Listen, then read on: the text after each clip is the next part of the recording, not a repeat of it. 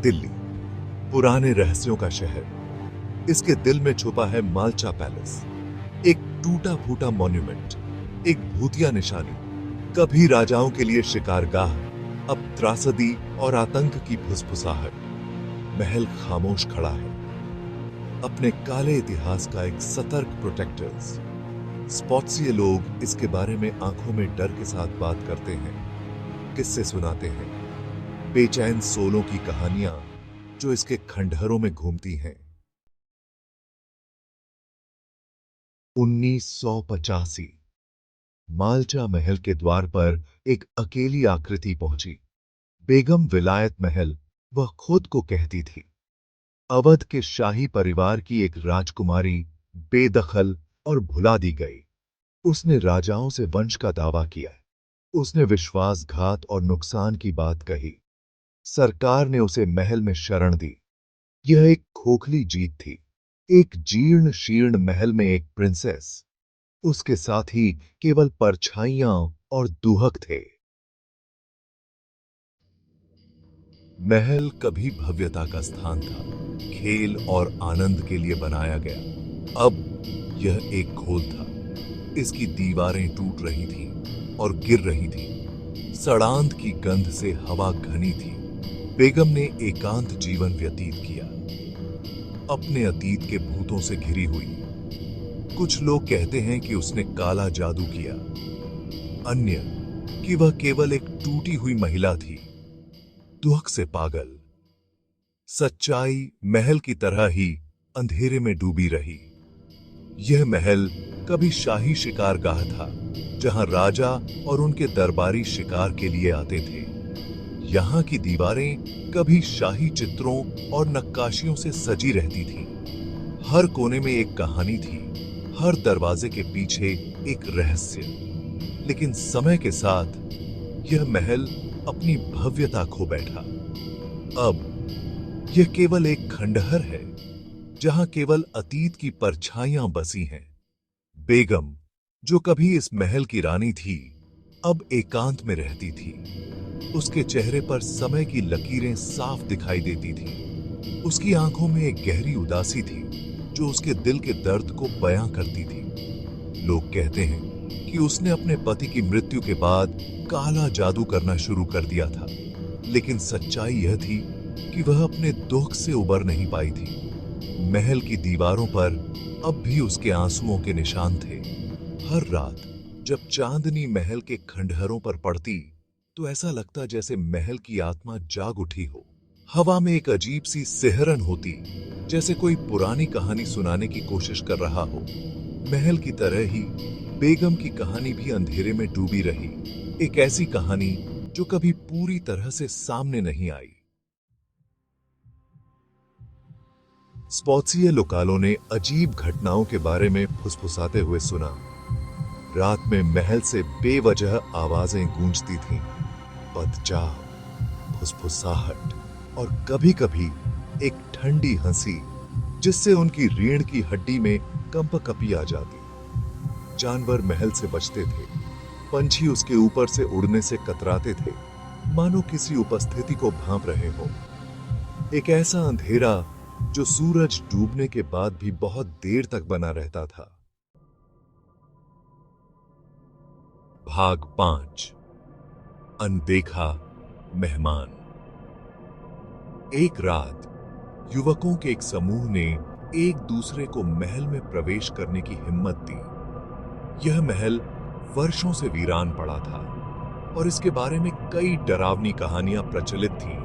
मशालों और बहादुरी के अलावा उनके पास और कुछ नहीं था, लेकिन उनके दिलों में डर और रोमांच का मिश्रण था।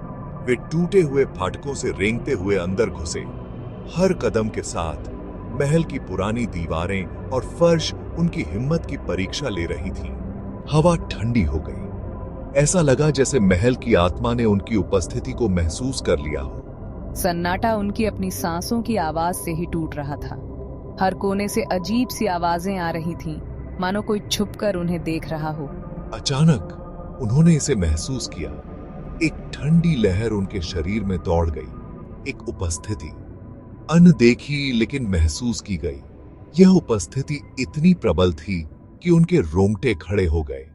वे भाग गए, महल से दहशत में भाग गए।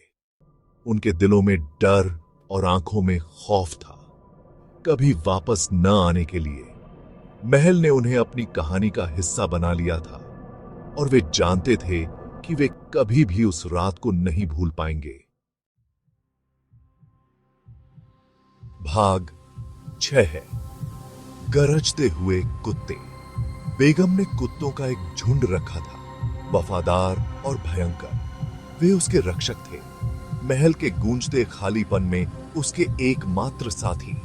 स्पॉट्सिया लोकालो ने रात में कुत्तों के गरजने की कहानियां सुनाई, एक शोकाकुल ध्वनि जिससे उनकी हड्डियां जम गई। उन्होंने कहा कि कुत्ते इस धरती के नहीं थे, कि वे अधोलोक के रक्षक थे, महल के रहस्यों की रक्षा के लिए भेजा गया। भाग 7। फंसी हुई सोले। 1993 में बेगम की मृत्यु हो गई, अपने ढहते हुए महल में अकेली। कुछ लोग कहते हैं कि उसकी आत्मा कभी नहीं गई, कि वह महल की दीवारों के भीतर फंसी हुई है, अपने ही अतीत की प्रिजनर। दूसरों का मानना है कि महल खोई हुई सोलों के लिए एक चुंबक है, इसके अंधेरे की ओर खींचा, दुख और निराशा के अंतहीन चक्र में फंस गया। भाग 8। डर का कॉरिडोर। महल में एक गलियारा है जिसके बारे में कहा जाता है कि वह शापित है। जो लोग इसमें प्रवेश करने की हिम्मत करते हैं वे फिर कभी नहीं लौटते।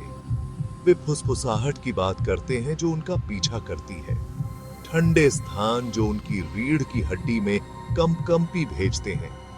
कुछ लोग कहते हैं कि उन्होंने उस गलियारे में चीजें देखी हैं, ऐसी चीजें जो व्याख्या से परे हैं। भाग 9। सुस्त उपस्थिति। माल्चा महल आज एक भूले हुए अतीत के प्रमाण के रूप में खड़ा है। यह महल जो कभी शाही परिवार का निवास स्थान था, अब खंडहर में तब्दील हो चुका है। इसके हर कोने में इतिहास की गूंज सुनाई देती है। इसकी ढहती दीवारों में रहस्य छिपे हैं। ये दीवारें जो कभी मजबूत और भव्य थीं, अब समय के साथ कमजोर हो गई हैं, लेकिन इनके भीतर छिपी कहानियां आज भी जीवित हैं। त्रासदी, निराशा और अज्ञात की फुसफुसाहट।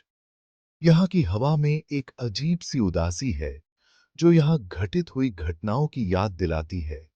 क्या आप उन फुसफुसाहटों को सुन सकते हैं? क्या यह वाकई प्रेतवाधित है या यह सिर्फ हमारी कल्पना का खेल है? कई लोग कहते हैं कि उन्होंने यहां अजीब आवाजें सुनी हैं और कुछ ने तो यहां परछाइयों को भी देखा है। क्या कहानियां बस इतनी ही हैं? कहानियां सदियों से लोग इस महल के बारे में कहानियां सुनाते आ रहे हैं।